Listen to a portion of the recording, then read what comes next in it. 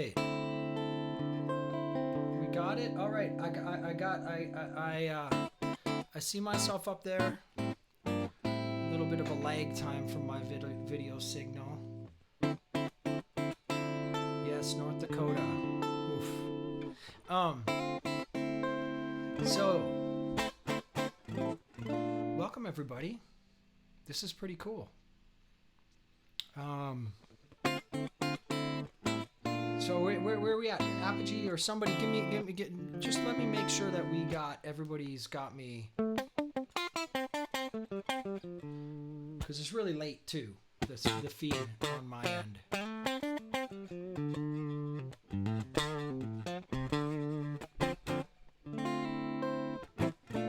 We got everybody?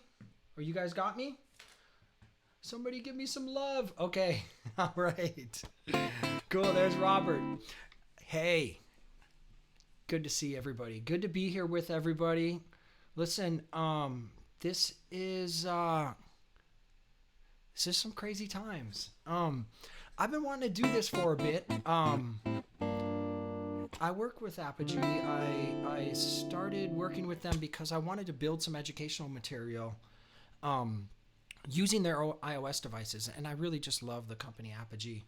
I think they just build incredible stuff, and I have a passion for teaching in a way that really like pushes the creativity more so than like I kind of got out of this mode of like teaching people to just run scales and things like that and learn modes and whatnot. I kind of started to steer that into a little bit of getting people to get creative while they practice. So this is a crazy time. I've been talking to some friends. I felt really weird because I was telling my friends, like, listen, I'm just so creatively bland right now in this whole virus situation and sitting at home. And that's basically what I want to do for today is I want to show you guys some of the ways that I work using the GarageBand and the Jam. I want to show you some of the ways I work that can help you in your practicing life and help you with your creativity in any way it can. So I'm gonna start. It's kind of do the cooking show thing. I made this track yesterday. I like it. I thought it was kind of cool, so I wanted to redo it today. Instead of getting on here and maybe making something I don't like. So I made this track. I'm gonna let you hear it, and then what I'll do is I'm gonna start a new GarageBand project, and I'll rebuild it, and as I'm rebuilding it, I'm gonna go through the features in GarageBand and the Jam Plus. I'm gonna go through the kind of the way the features work, especially like the low latency. Apogee calls it, what do they call it? Pure digital signal path. So if you hear it in the Apogee terms, it's pure digital signal path. For me, I call it the low latency mode. It's basically the blend button. So that's a really big feature for me in the Jam Plus. And something else I really like about the Jam Plus is just straight up the quality and the audio conversion quality. So I'm gonna start. Here's the track, and then I will like I said, I'll redo it for you. So here's what I came up with yesterday.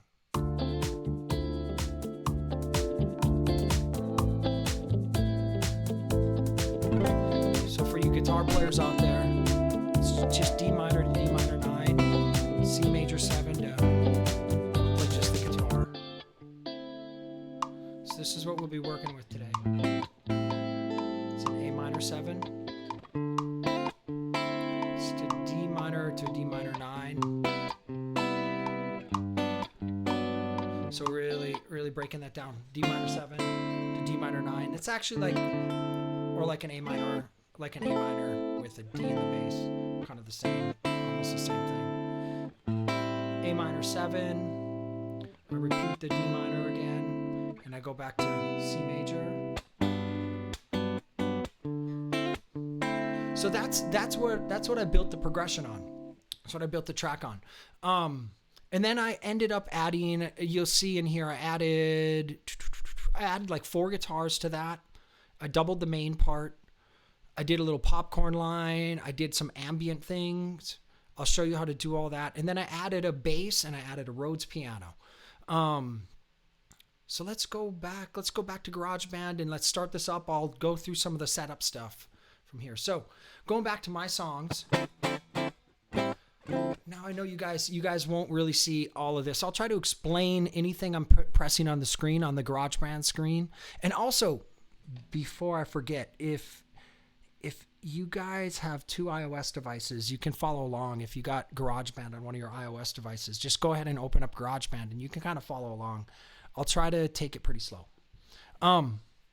So let's get back. Right now I'm actually in the direct mode in the Apogee Jam. If I hit this little blend button, so that's the button right in between, you can't hear me anymore. You can probably hear me through my vocal mic here, but the blend mode basically just puts my signal directly through. It does not put it through.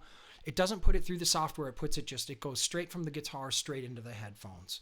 And then whatever kind of little DI amp they have in the GarageBand. One of my favorite features. So that's why you're hearing me right now. So I'll go ahead and I'll start this new song. So from GarageBand, you just open up GarageBand, hit create document. And there's 2 ways to use GarageBand. You can use GarageBand in Live Loops view, or you can use it in Tracks view. I'm going to use it in Tracks view. I'm much more used to Tracks view. I'm much more used to a linear view. Live Loops view is typically used for more of a DJ style and can be a little bit more flexible for switching parts and things like that. But I'll go to Tracks view and I'm going to slide over to one of my favorite features of GarageBand, which is Drummer. And I don't know if many of you guys have messed with GarageBand. I find that when I talk to a lot of like even my professional musician friends, a lot of them don't know about Drummer, and Drummer is like the coolest thing to have in your pocket. Basically, if you got an iOS device, you can have Drummer. I use Drummer all the time for just getting ideas started or adding loops or whatever. So when you start with GarageBand, for this lesson here, I'm going to start with Drummer. And anytime you start with GarageBand, you have to start with what they call a smart instrument. Drummer is one of the smart instruments. So we'll start. I'm going to hit electric drummer, and it's going to automatically make a beat for me, which is what I think is super, super cool about GarageBand. Is it really, really kind of helps you mold out your creativity because it gives you some really cool starting points. So choosing Leah, the beat is, and that's the same drummer I had for the last one. The beat, let's hear. I might have adjusted it a little bit. I think I usually take the fills out when I get in there. I think I took the percussion out. I just want a simple thing, and I want a more simple pattern. So that's kind of how easy GarageBand is to just get something up and started. So there is our first drummer track. And now you'll notice right off the bat, right? Different than a lot of iOS interfaces for guitar, you don't have this direct mode. If I didn't have this direct mode, I would be stuck right here, not being able to hear myself. So again, one of my favorite features, this is something I really love about the Jam. So I stay in direct mode quite a bit. I'll show you when I change out of that. So at this point, I can start to think of ideas, right? Now I got this beat. I came up with the progression before I'll play it for you.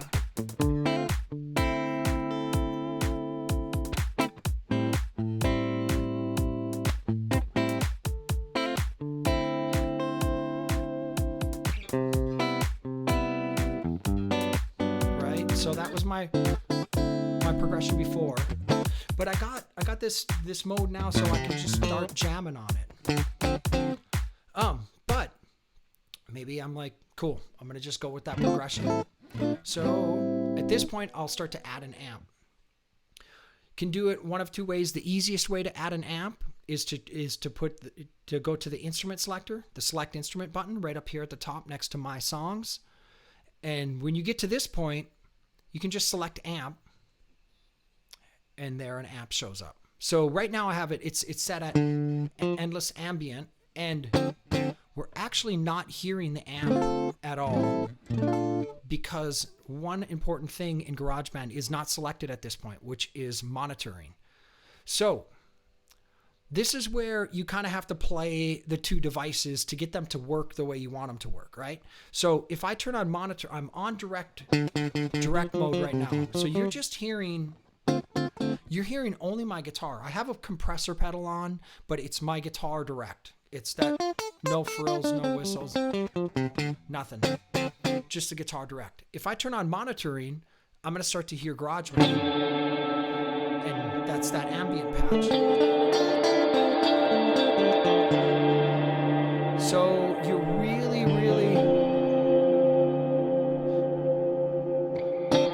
you're hearing both things right now. You're hearing the direct input, and you're hearing that endless ambient tone.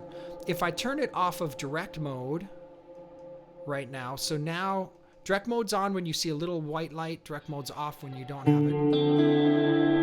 Now you're just hearing the...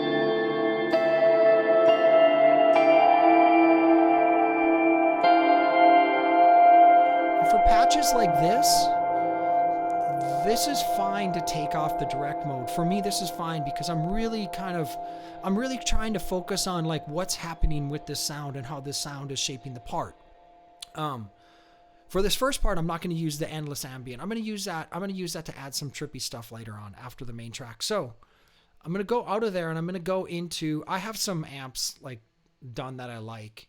So here's like my little, I'm kind of a Vox guy. I'm a matchless guy, which is Vox based. And so I usually start with an amp that's like the one I'm used to, like the real amp. So at this point, let's go back to what we got with monitoring here. Now you probably can, this is what might be kind of cool. I don't know if you're going to hear this over the internet, but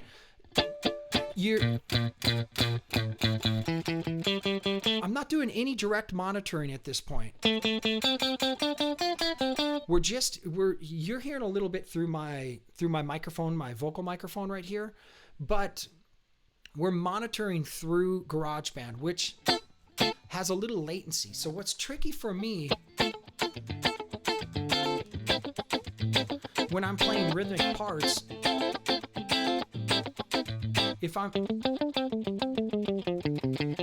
that little bit of latency can kind of be tricky when recording. It can kind of throw you off a little bit. So I might, for this first part, right? The first part is, it's just a basic part. I could do it with the little bit of latency inside GarageBand, but I might try to turn on the direct mode. And I don't know if you guys can hear this over the net, but you start to hear it kind of phasing a little bit. And the reason it's doing that is because you're hearing the direct mode just milliseconds before it gets processed in GarageBand through this amplifier.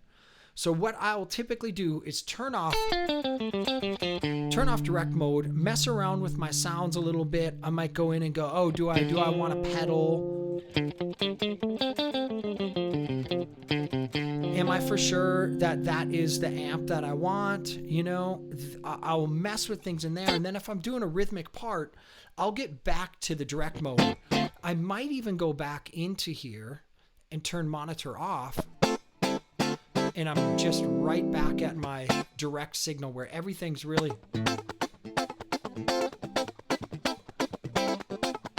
It's just, everything's spot on. Everything rhythmic I do is right on. So, you guys following me? You guys with me? You there? I can't really tell. But, so anyways... I'm in direct mode. So at this point, I know I like the sound of my amp.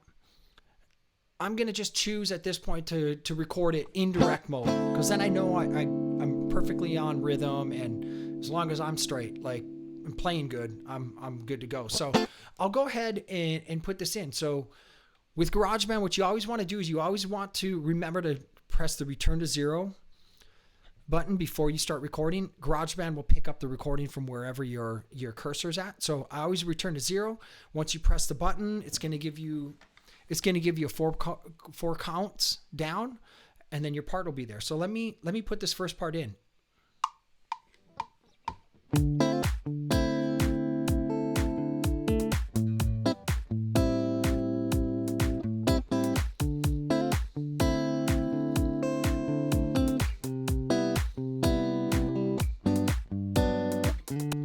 Okay, so cool. Let's hear. Go back to tracks view.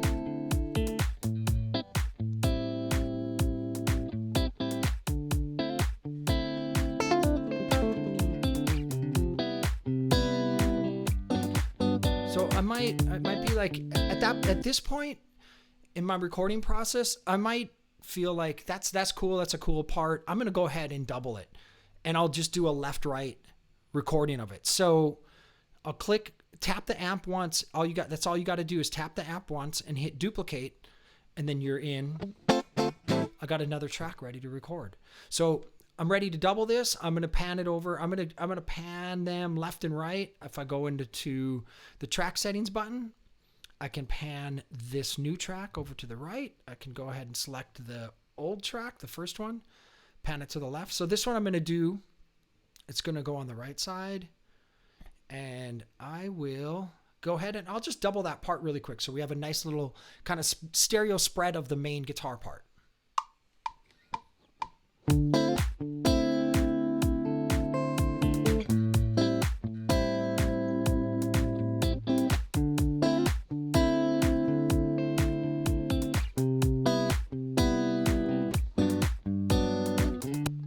Okay, so now stereo spread.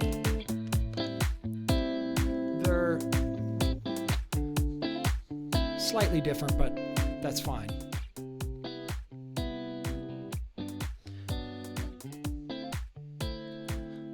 Cool. So I got that down. At this point, I might start to think about another guitar part. I might start to think about another percussion part. Percussion part's fairly simple. Let me just throw another percussion part in there. That's typically where I might go.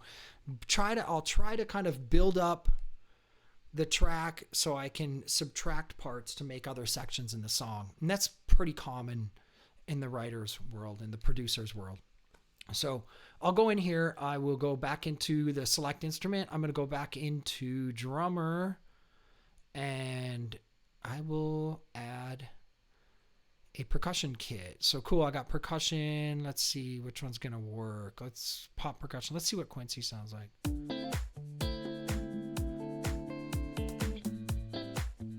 Turn off the fills. I don't need more cowbell. I'm gonna take the congas out too. 70's enough sounding, I think. Cool. Starts to build up the track a little bit.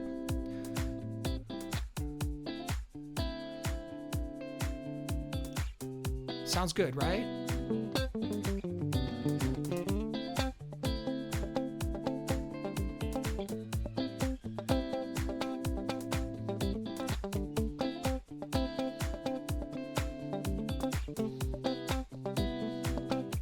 So I might want to add a little popcorn percussion part, or I might want to add some of that like vibey ambient stuff. So let's add some of the vibey ambient stuff here to just kind of see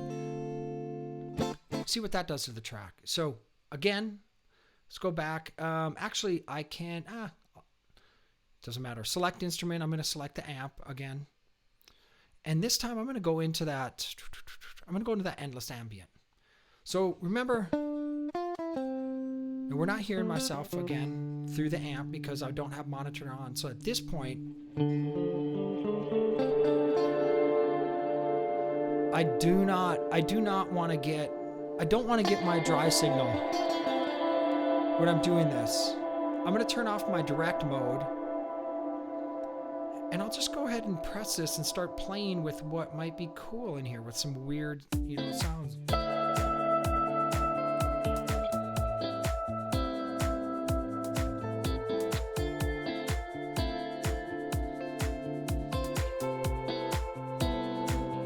don't know, I'll just try some stuff.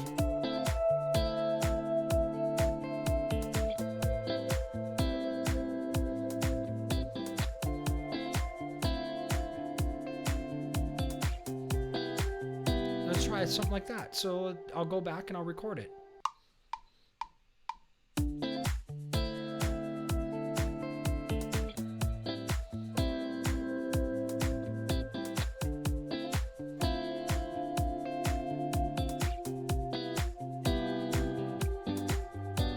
I don't know. Something like that might be cool.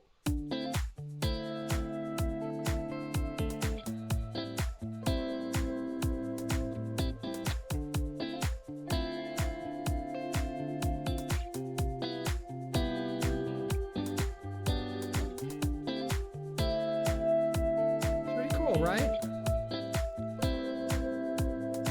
Any questions so far? Anybody? You guys following along?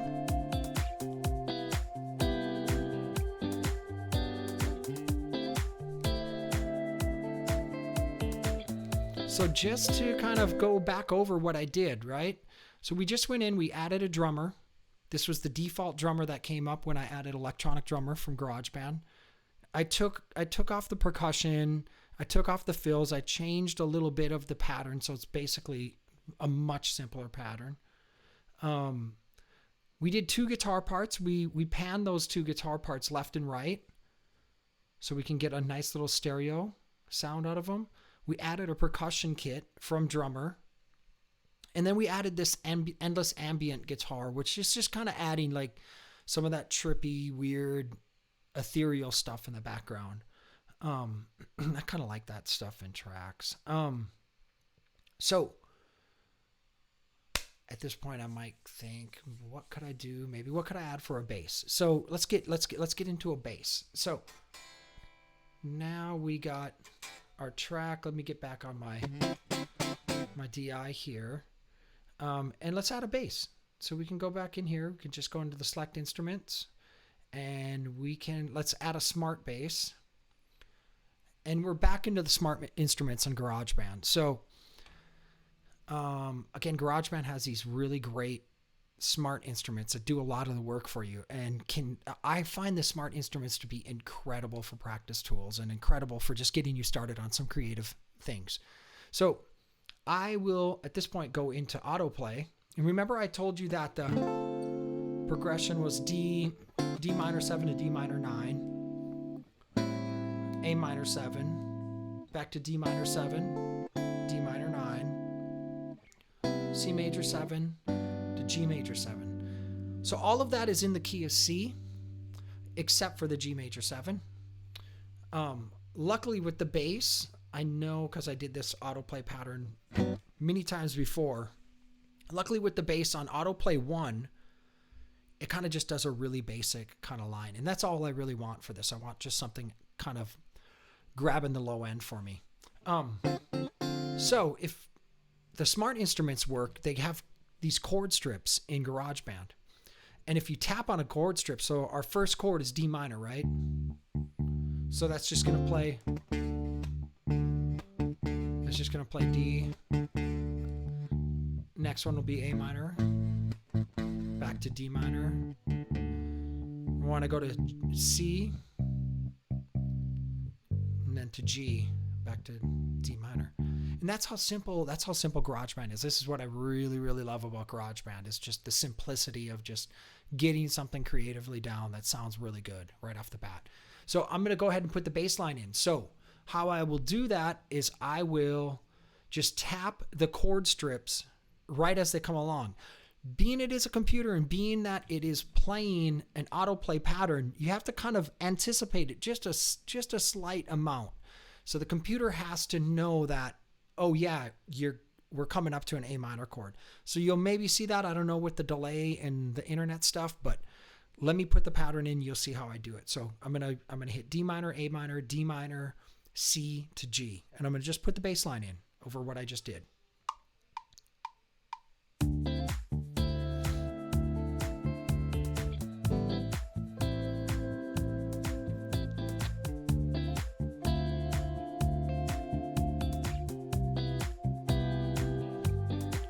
Now it'll just start playing it. So that's how simple I got a bass line in. So cool, right? I might think about a piano part at this point. And being I don't play piano, smart instruments are really helpful. So let me add let's add a Rhodes piano in. So I'm gonna go ahead and press select instrument, and I will get a piano in here. And cool, so I'm on the electric piano already. And you can see that again, because we're using a smart instruments, we have the same chord strips available for us. So we had this on the bass guitar, and now we got this on the on our Rhodes piano too. So when we see D minor, these the blocks at the top of the chord strip, which are white, these are chord inversions. You can really hear it in the major chords. The bottom are the root notes of the chord. Okay. So what I like to do is on a track like this, because it would take me forever. You could go to this mode where it's like a keyboard mode. That would take me forever. I would be like, what's a D minor 7 chord? I mean, it would take me forever.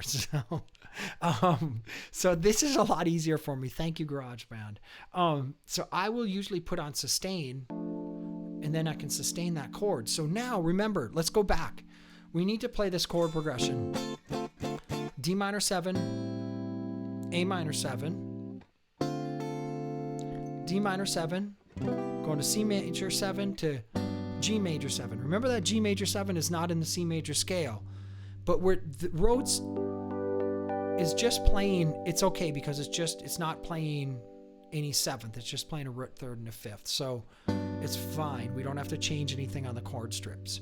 So I will play around. I'll go ahead and press the back button, and I'll just start playing and tapping in chords and seeing where things sound good. So check it out. Let's see what it sounds like. I'll just play for a second.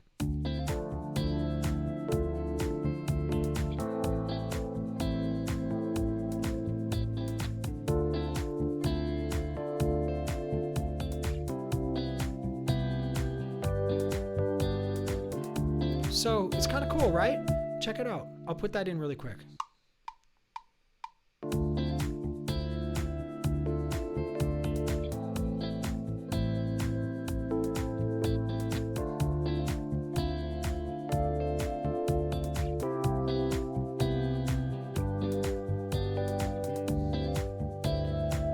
So I think I missed the first one. Let me grab the first one.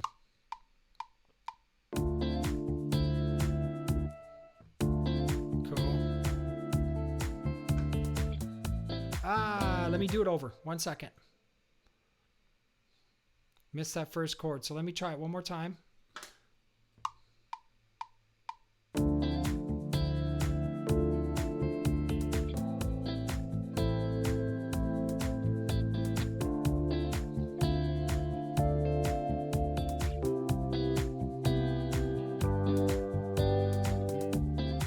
Cool. So then I have a Rhodes piano part.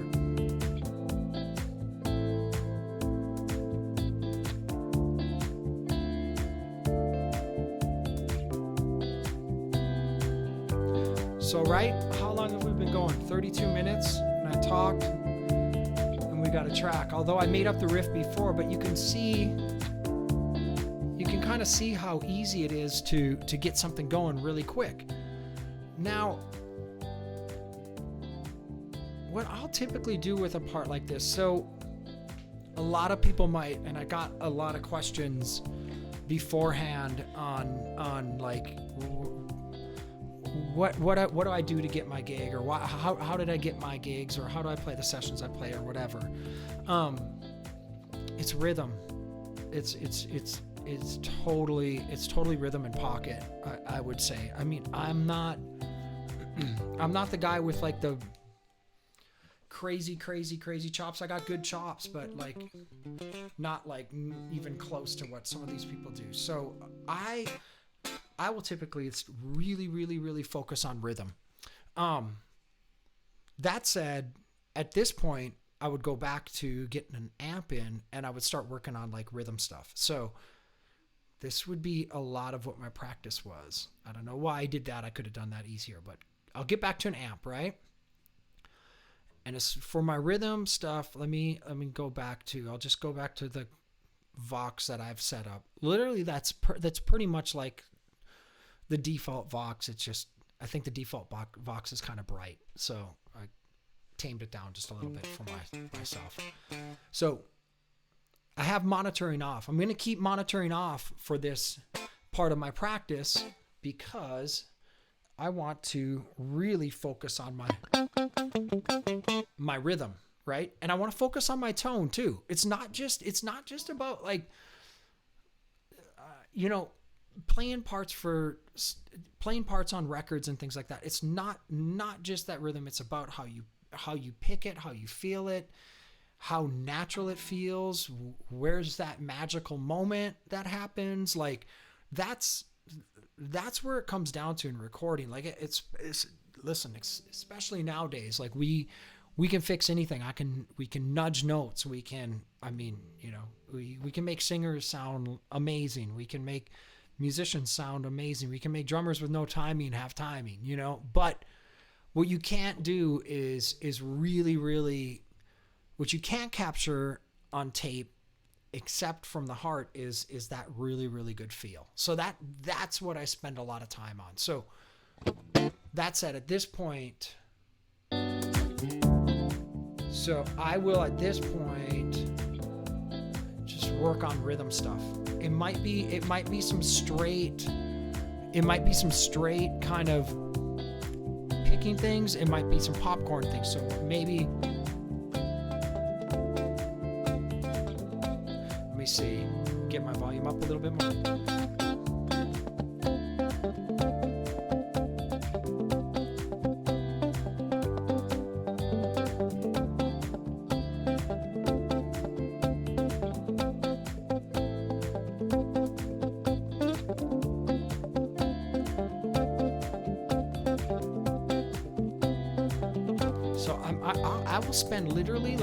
I will spend like 20 minutes doing that same thing over and over and over again, right?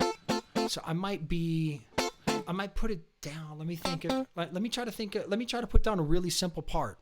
And then I'll a lot of times I might put that down. I might try to get it down really good. We'll see how good I get it here on the internet, but I'll try to get it as best as I can and then try to really lock in that double. So let me just throw something down like I don't know. I'll figure it out. Let's see.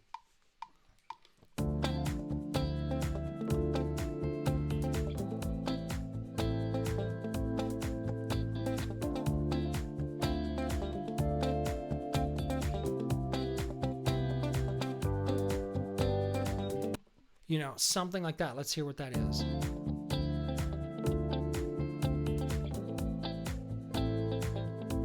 It actually started late. So let me put that in again. 1 second.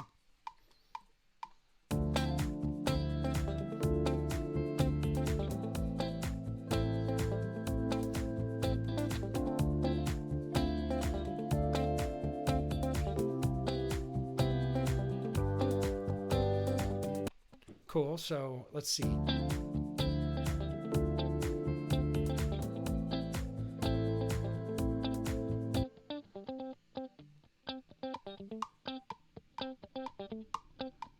So that's just that with a click on my.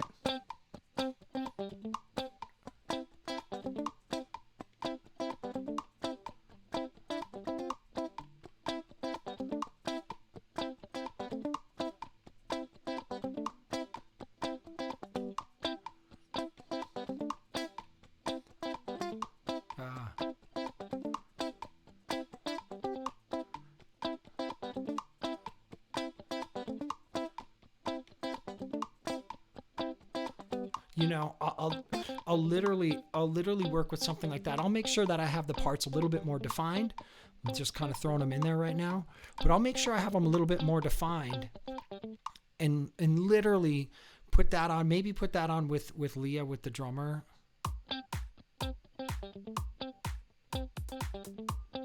And really just try to make sure that feel is super, super, super good. Now, the thing that's great about having something like the Jam too is that, like, once I have that, the Jam and GarageBand, I should say, is once I have that, and at least I have a really good clean captured signal. What's happening is nothing has happened to this before it's went in, besides the compressor pedal I have, which whatever, I might use that before my amp too. So, like, or I take the compressor pedal off if I think I'm going to reamp it, right? So this is not hard processed in here. The signal that's in here is a direct signal. So once this is sent over to my computer and put into Logic, at that point I can reamp it with any of my real amps. I can reamp it with different plugins if I want. GarageBand has some great plugins. Logic has some great plugins. There's tons of great guitar plugins out there. So I might use like a guitar plug. I have a Kemper. I use Kempers every once in a while. Personally, I really am a real amp guy. I have a Matchless, which is back here, which is my main recording amp. So I'll typically kind of shoot that to Logic, and I'll reamp my Matchless right back into the session, especially if it's something I'm keeping or something I'm doing for somebody like Pharrell or Chad. I'll usually get a reamp on it. So yeah, that's kind of my rundown on how I use this. So just, I want to like, let me kind of go back over the kind of the big things. One of the things I forgot to talk about too. I forgot to even go over setting up the gain in here. So and I forgot to tell you one other thing beyond that too. So, okay. So when you get your Jam plugged in, you have the little rotary knob on the front. You want to hit your guitar. You want to kind of give your as loud as you think you'll be playing and get that signal. So it's right before the red. So somewhere in there. So you get a nice amount of signal in. Now, something you guys might see when you first plug in your Jam, it didn't happen because I was already plugged in today. When you go into amp, a lot of times, actually, I believe every device that you plug in will give you a warning that talks about the monitoring thing, and it'll ask you to turn monitoring on. It does that so it can warn you if you have it plugged into like speakers or something like that like you need to turn your speakers down because monitoring is going to come on, especially if you have like a microphone and you're plugging in. So that when they're talking about, when you get that little pop-up that comes up, it's talking about this monitoring right here. Okay. So if you have a Jam Plus and you're using it like I use it, personally, I use my Jam Plus more in direct mode than anything. If I'm doing something like endless ambient, like you saw, I'll go in here and I'll turn monitoring on and I'll turn direct mode off.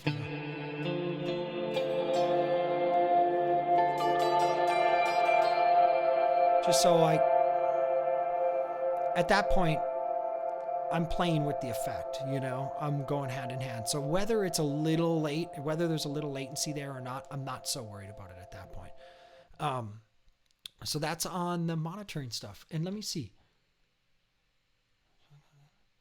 Okay, so I was just seeing, some people ask, I'm off of direct mode. Some people ask, I should mention this.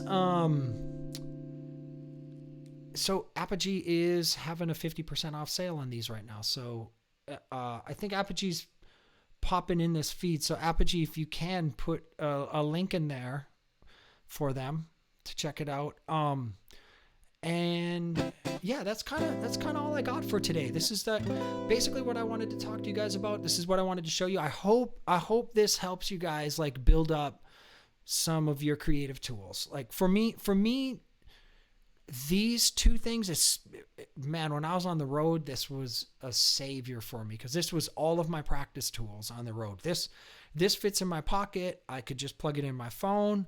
I'd turn on GarageBand. A lot of times I'll put on the beat sequencer or a drummer. I'll put a beat up. I put it to the tempo I like. I start doing just little, like all guitarists do, little exercises. At least I personally like having a drum beat to practice my stuff to rather than a metronome. And I try to keep the drum beat super, super, super simple. Because if you have a drum beat, if you have like something doing 16th notes, something, if you have something doing different things, you can kind of use that to pocket yourself around. And I think that's even good when you're practicing too. So, and yeah, that was kind of it. You guys good? Thank you for your time. Thank you guys. So you guys have it. I will be doing, follow me. Where did my little thing go? I had a little, I had a little thing for my web thing. Anyways, you can catch me at Instagram. My Instagram name is Brent Paschke, BrentPaschke. You can catch me there. My website is www.brentpaschke.com. You can catch me there.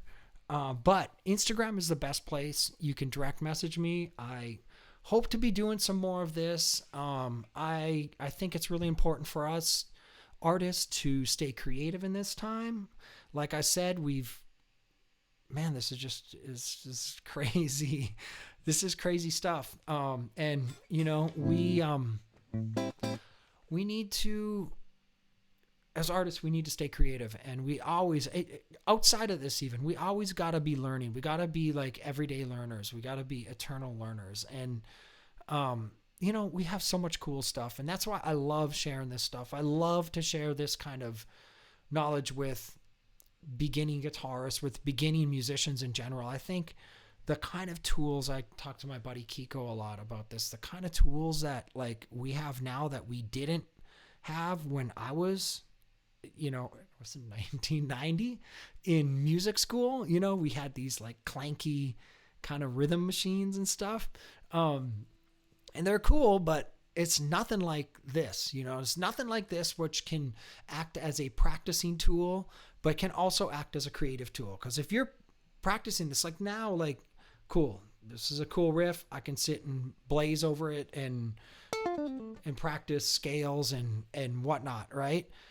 But if I did this cool riff to practice over and I thought it was going to might be a cool song, great. Then at least I got a good capture of it. Like, so that's kind of my thing. You get, a lot of times you get those really inspired moments right off the cuff. And it's funny because they're usually like the ones that are not quite as perfect, but you can never kind of recreate them. And that's where I think things like GarageBand and Apogee Jam are just really, really great creative tools. So anyways, yeah, somebody said, play the whole song. Well, the whole song, this is all the whole song is. So it's literally 8 bars.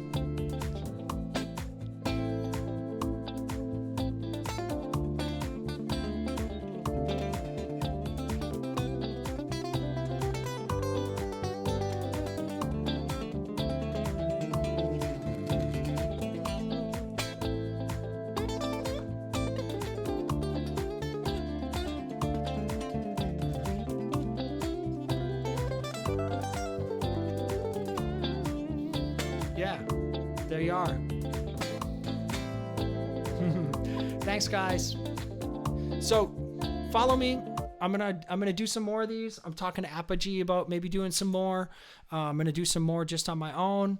Follow me at Instagram. I hope you enjoyed it. I hope you get something out of this. Great seeing you guys. Try to stay positive. Try to stay creative. Grab that iPad. Grab an Apogee Jam. Open up GarageBand. try some new things. It's a really, really great place to get some inspiration, especially when you got a lot of downtime. So that's what I got. Thank you. Appreciate it. Take care.